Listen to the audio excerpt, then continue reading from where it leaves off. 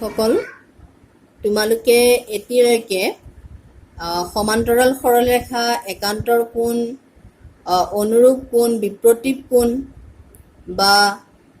ৰৈখিক জুৰীয়া কোণ প্ৰবৃদ্ধ কোণ সেইবিলাকৰ বিষয়ে তোমালোকে শিকিলা সেইটোৰ ওপৰত ডিপেন্ড কৰি এতিয়া এক্সাৰসাইজ 5.3 যিখিনি অবজেক্টিভ কোৱেশ্চনছ আছে সেইখিনি আমি কি কৰিব লাগে সলভ কৰিব লাগে কোনখিনিৰ নাম মই আকৌ এবাৰ ইংৰাজীত কৈ দিছো যে অল্টাৰনেট ইন্টেৰিয়ৰ এংগল একান্তৰ কোণ কৰেসপন্ডিং এংগলছ অনুৰূপ কোণ সাপ্লিমেন্টাৰী এংগল আছিলে তোমাৰ সাপ্লিমেন্টাৰী এংগলছ কি আছিলে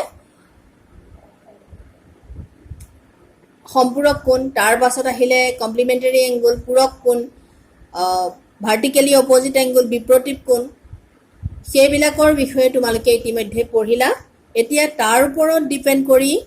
এক্সাৰসাইজ 5.3 যিখিনি অবজেক্টিভ কোৱেশ্চনছ আছে সেইখিনি আমি এতিয়া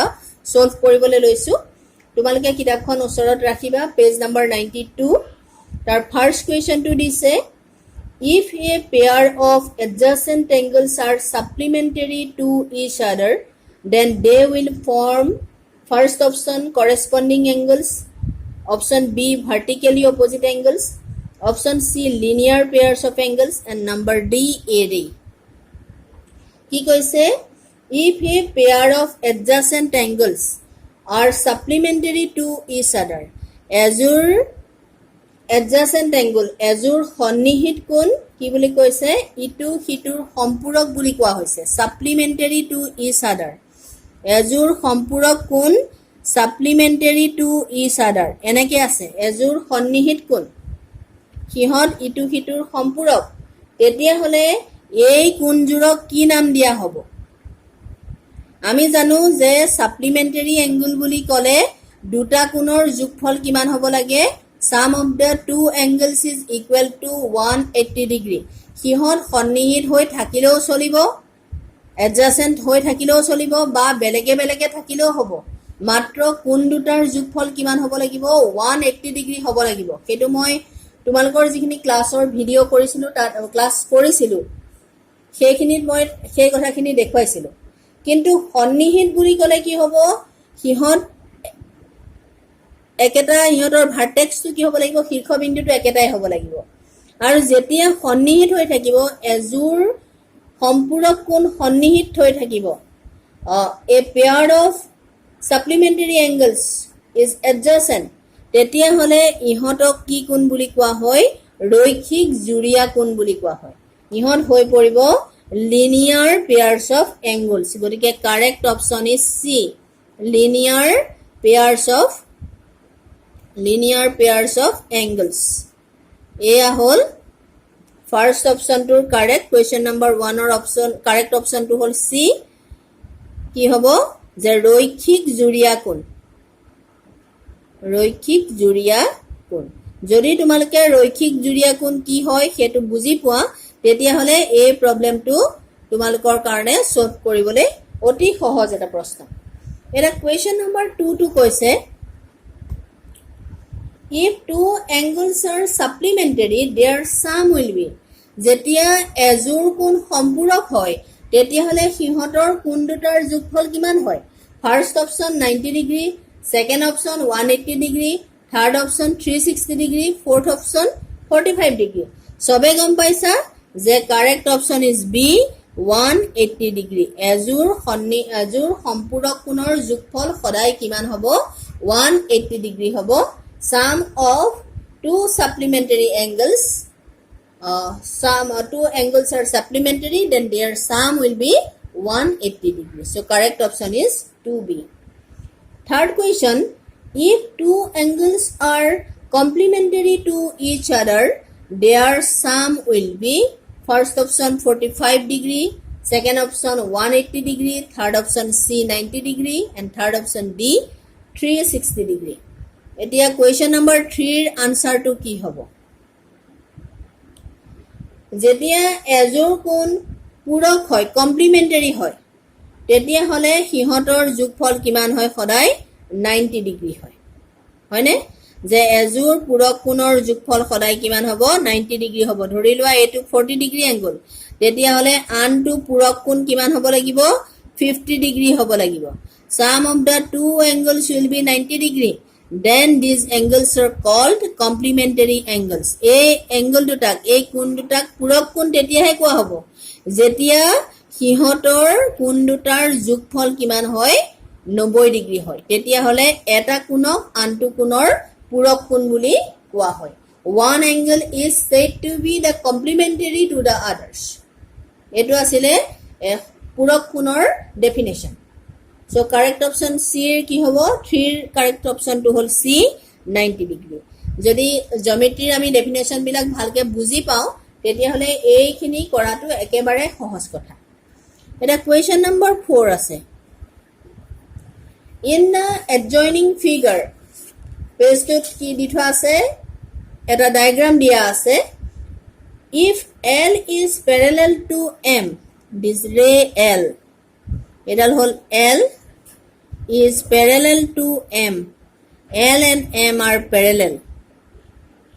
এই দুটা লাইন দুটাৰ নাম দিছে L আৰু M then angle 1 is equal to angle 2 এতিয়া কোৱা হৈছে যে এই কোণ দুটা এটো angle 1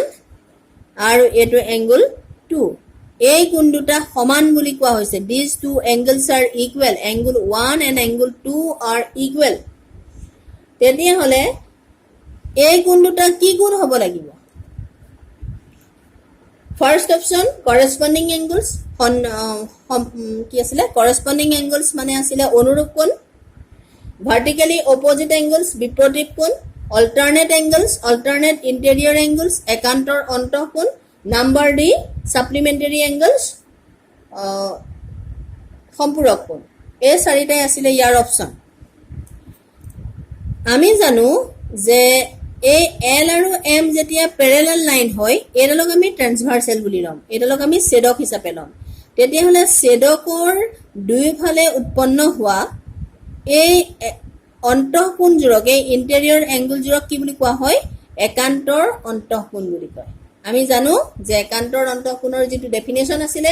যে দুডাল সমান্তৰাল সৰল ৰেখাক যেতিয়া এডাল ছেদকে ছেদ কৰিব তেতিয়া ছেদকৰ বিপৰীত ফালে উৎপন্ন হোৱা অন্তঃকোণজোৰৰ নাম হল একান্তৰ অন্তঃকোণ so 1 and 2 are equal because they are alternate interior angle কিতাপত যেটো তোমালোকৰ কোৱেশ্চন এক্সাৰসাইজ 5.3 কোৱেশ্চন নম্বৰ 4 আছে তাত তোমালোকৰ যিখিনি আনসাৰ আছে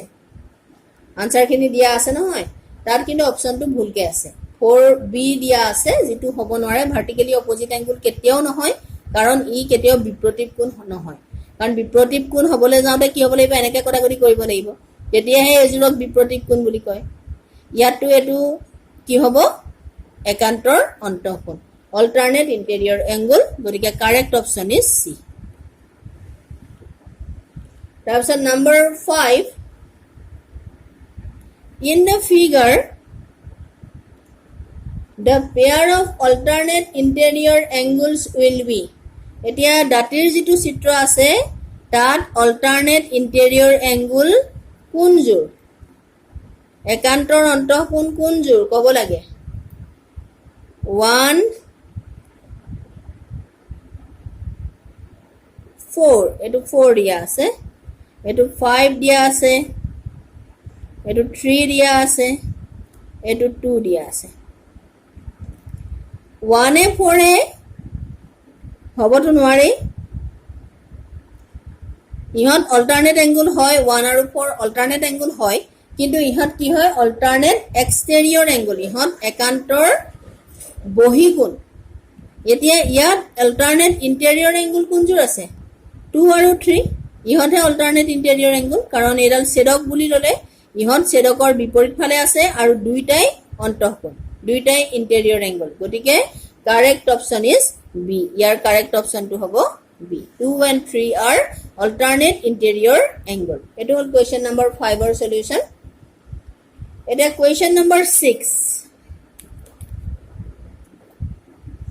if A is parallel to B এডাল হল A আৰু লাইনবোৰৰ নাম এনেকৈ দিয়ে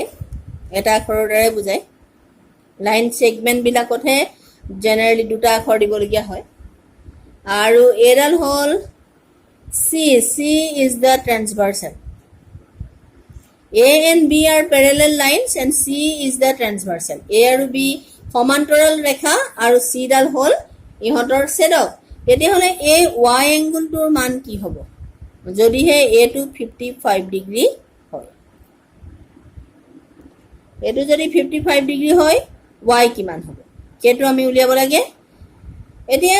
y আৰু 55 ডিগ্ৰীৰ মাজৰ ৰিলেশ্যনটো কি বাৰু ইহঁত হয় এজোৰ অনুৰূপ কোণ ইহঁত কৰেস্পন্ডিং এংগলছ কাৰণ কৰেস্পন্ডিং এংগলছৰ ডেফিনেশ্যন কি আছিলে যে যেতিয়া এজোৰ ৰেখাক মই সমান্তৰাল বুলিয়ে কৈছোঁ সমান্তৰাল ৰেখাক এডাল ছেদকে ছেদ কৰিব তেতিয়া ছেদকৰ একেফালে থকা এটা বহিকোণ আৰু এটা অন্তঃকোণক একেলগে কি বুলি কয় অনুৰূপ কোণ বুলি কয় ইহঁত ছেদকৰ একেফালে থাকিব কিন্তু এটা অন্তঃকোণ হ'লে আনটো কি কোণ হ'ব বহিকোণ হ'ব তেতিয়া ইহঁতক কোৱা হ'ব অনুৰূপ কোণ কৰেস্পন্ডিং এংগলছ এতিয়া এই ডায়াগ্ৰামটো তোমালোকে যেনেদৰে আছে তাক ঘূৰাই পেলাই চোৱাচোন ঘূৰাই পেলাই চালে কি দেখিবা যে এই দুডাল পেৰেলেল এডাল হ'ল ট্ৰেন্সভাৰ্চেল এডাল ছেদক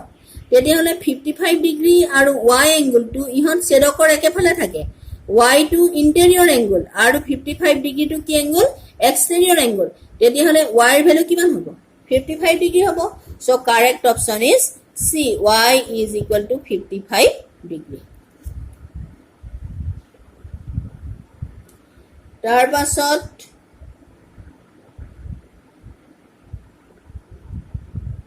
question number 7 টো আছে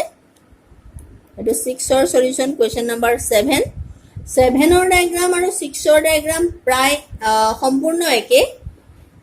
কিন্তু আমাক কি উলিয়াব দিছে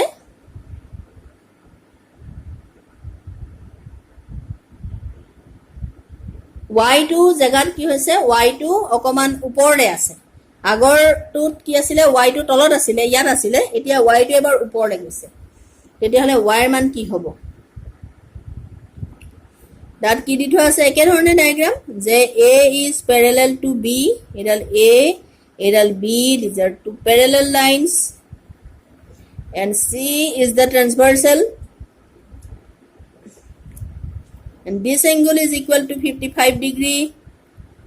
then what is the value of this angle a to যদি 55 degree হয় a to কিমান হ'ব 55 degree হ'ব কাৰণটো কি these are vertically opposite angle বিপৰীত কোণ হয়নে নহয় এডালে এডালে কটাকটি কৰিছে ইহঁত কি হ'ব বিপৰীত কোণ হ'ব ইহঁত vertically opposite angle এইটো angle হ'ল y then what is the value of it then this angle and y is this তেতিয়াহ'লে y ৰ ভ্যালুটো কি হ'ব what is the value of y এতিয়া এটো যদি 55 ডিগ্ৰী হয় y আৰু এই 55 ডিগ্ৰী এংগলটোৰ মাজৰ ৰিলেশ্যনটো কি যে these are corresponding angles কারণ A and B are parallel lines C is the transversal it is the exterior angle and it is interior angles so y and 55 degree these two angles are equal so y is 55 degree এটোৱে হ'ব correct option so correct option ইয়াত C আছে so 7 ৰ আনসাৰটো কি হ'ব C এ হ'ব গতিকে আজি ভিডিওটোত মই ডিসকাস কৰিলো এক্সাৰসাইজ 5.3 ৰ question number 1 to question number 7 তোমালোকে ভালদৰে ডায়াগ্ৰাম খিনি চাবা আৰু প্ৰবলেমবোৰ সলভ কৰিবলৈ চেষ্টা কৰিবা আৰু যিমান পাৰা এংগল বিলাকৰ নাম আৰু তাৰ যেটো ডায়াগ্ৰাম হ'ব আৰু ডেফিনেশন সেইখিনি তোমালোকে বুজিবলৈ চেষ্টা কৰিবা আৰু